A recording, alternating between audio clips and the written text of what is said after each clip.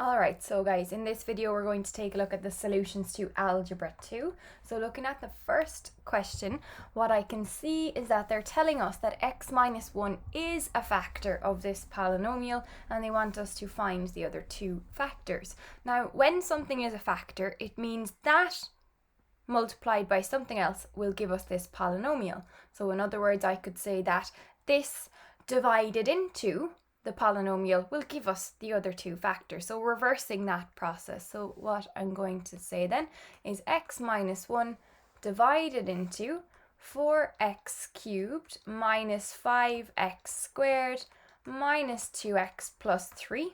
That's what we have.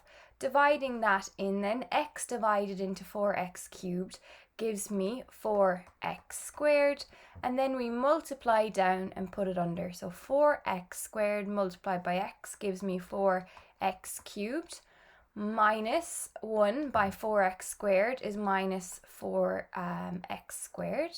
So that's what we have there, and I'm going to change this to minus and plus because I'm taking away these from each other. This will go to 0 and we'll be left with minus x squared here. Then bring down my minus 2x, and so I'm going to have x divided into minus x squared gives me minus x, and then I'm going to have, multiply that down, minus x squared plus x. Change the signs of everything there because I'm going to subtract this line away, and that goes, and I'm left with minus 3x. Then bring down my plus 3. Down here, plus 3, and divide in my x again. So divide x into minus 3x, and I'm going to have minus 3, multiply down and put it under again. So I get minus 3x, and I get plus 3, and then subtract this bottom line again. And when I subtract it, that sign goes to plus, that sign goes to a minus. And we see here that there's no remainder. Everything goes to 0. No remainder, so we know that we've got it right because we wouldn't have a remainder if it is a factor, and we told that it is. So this one then, that's a quadratic, and I can break that into two further factors. So it's 4x squared minus x minus 3. I can do that by factorizing it. So this is made up of two other factors, and what I can see here is that I could try 4x and minus 1, so 4x and x. So factors of the 4x squared go at the start of the bracket, and then I'm going to say minus 1 and plus 3 because those are the factors of minus 3. I can do a quick check for myself by doing out by out, in by in. So I've got minus 4x plus 3x gives me minus x. So I've got the factors. So the three factors of that cubic polynomial are 4x plus 3, x minus 1, and our original one, which was x minus 1. So those are the three factors of that polynomial.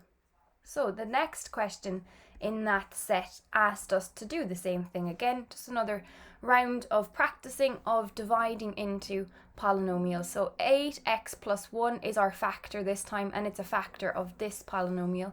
So I'm going to divide it in again. Because it is a factor, it should divide in evenly. So I'd be expecting no remainder here again. So 48x cubed plus 62x squared minus 33x minus 5. Dividing that in, then I'm going to have 6x squared, and now we multiply. So we multiply down 48x cubed, multiply down plus 6x squared, and then I have to subtract this line away. So I'm going to take that away. That goes to 0, which is what we were expecting, and then I'm left with 56x squared minus 33x. And then I'm going to do the same thing again. So 8x divided into 56x squared. I'm going to have then plus 7x is what we get. And then multiply that down and put it under again. So 56x squared, and then it's going to be plus 7x. Subtract this line away.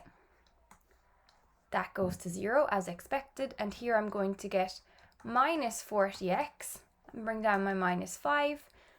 8x divided into minus 40x gives me minus 5, and I've got minus 40x minus 5. Subtract this line away again, so that means that the signs actually change to positive. We get a remainder of 0, which is what we expect when it is a factor. And so we now look at factorizing this polynomial. So we've got this quadratic 6x squared plus 7x minus 5. So I'm going to try 3 and 2, so 3x and 2x as my factors of 6x squared. I'm going to try, let's try 5 and 1. Can I do anything with that? So if I put 1 here and 5 here, I'm going to have 3x, and I'm going to have 10x, and I want positive 7, so I'm going to put a plus there and a minus there. So checking my answer, I'm going to have 3x by minus 1 is minus 3x, plus 10x gives me plus 7, the middle value, which is what we were aiming for. So there's our two factors, and the three factors together then of that cubic polynomial is going to be 3x plus 5, 2x minus 1, and 8x plus 1. So there we have that one. Now, the next set of questions were all similar in nature. It was either the difference of two squares, the difference of two cubes, or the sum of two cubes. But at the beginning of each question, we should always ask ourselves, is there a common factor? And if so, what's the highest common factor that exists between them? So looking at these ones, I need to ask what's the highest common factor between them, and it's 2. So if I do that, then if I factorize out the 2, I've got b cubed plus 1000.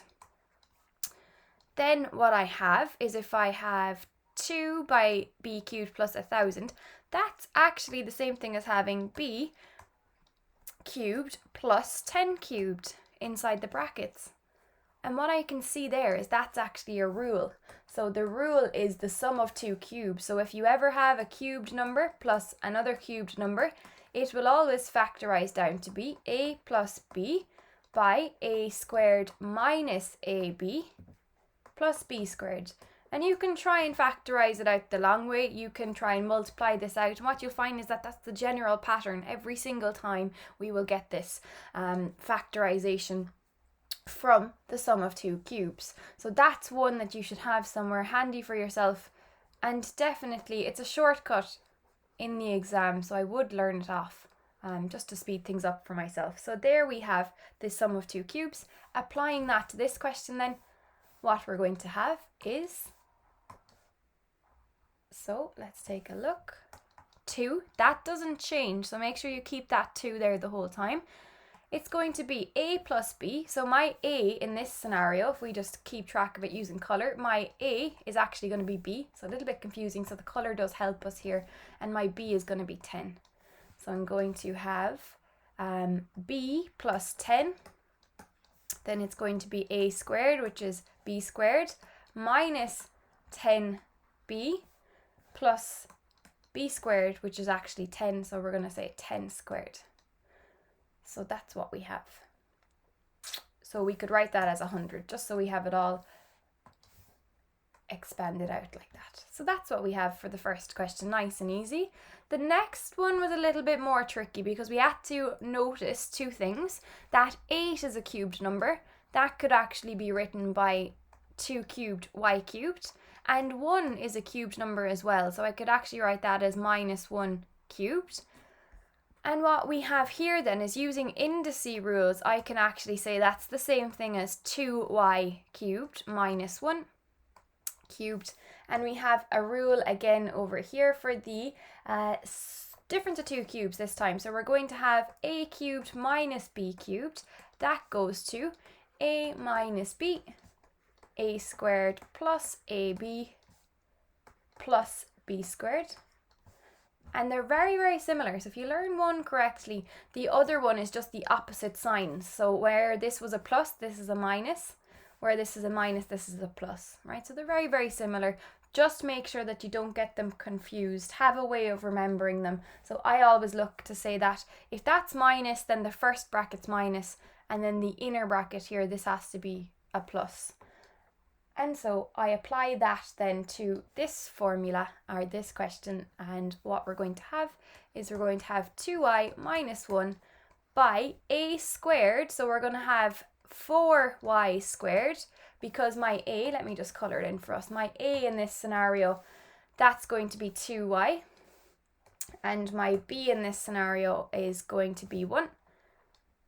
So if I square out the a, it becomes 4y squared, so just be careful with that one, plus a times b, so it's going to be plus 2y by 1, which is 2y, and then plus 1 at the end. And there we have it, just applying the rules. Now, question 4, same thing again. First question always, do they have a common factor? If yes, what's the highest common factor? The highest common factor between them both is 3, so I can factorize that out, and I'm left with x squared minus 25. And then x squared minus 25, that's a rule in itself. That's the difference of two squares. So a squared minus b squared, then that works out to be a minus b, a plus b. So again, these formulae are just shortcuts. Somebody else has worked out these patterns for us and given us these formulae in return, so we can use them and apply them to any square number, take away another square number. So applying that, I'm going to first write my 3, because he's still a factor, he doesn't just disappear, so he stays, and then it's 3 by x minus 5, x plus 5, because 25, I should have written out in between here, x squared minus 5 squared, that's really what we have, so just space that out for us. So I'm using that rule, the difference of two square numbers, that's what we have. Alright, so the next question is x squared minus, x to the 4 minus y to the 4, but I can actually use indice rules now here to say that that's the same thing as having x squared squared, and I can say that this is the same thing as having y squared squared. And now I have the difference of two squares again. So remember, the rule for that is a squared minus b squared. So this would be my a, this would be my b, and I can fill it in to this formula. So we're going to have x squared minus y squared, x squared plus y squared. And at this stage, I can actually see I have the difference of two squares here again. So I can actually say that that's the same thing as x minus y, x plus y, x squared plus y squared. That's my final answer for that one. So just be careful and make sure that you got that part out. There is no rule for the sum of two squares, so it's just for the difference of two squares, the sum of two cube numbers, and the difference of two cubes, not for the sum of two squares. So just be careful there when you look at that one.